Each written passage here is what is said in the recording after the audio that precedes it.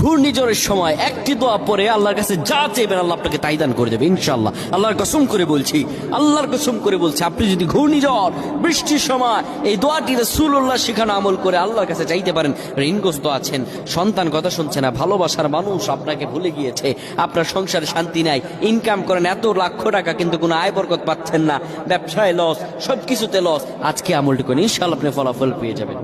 নবীজি আমার বলেন, যখন বৃষ্টি আসবে, তীব্র বৃষ্টির সময় তোমরা আল্লাহর ইস্তেগফার করো আর হাত ভিজাও পানিতে।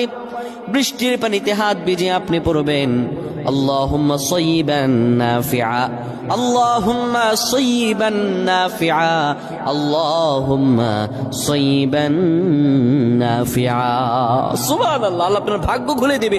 যা অভাবে আছেন, যা বিপদে আছেন, যা অনিষ্টের মধ্যে আছেন, আল্লাহ আপনাকে রিজিক খুলে দেবে ইনশাআল্লাহ। আল্লাহ আমাদের বুঝার তৌফিক দান করুক। আল্লাহুম্মা আমিন।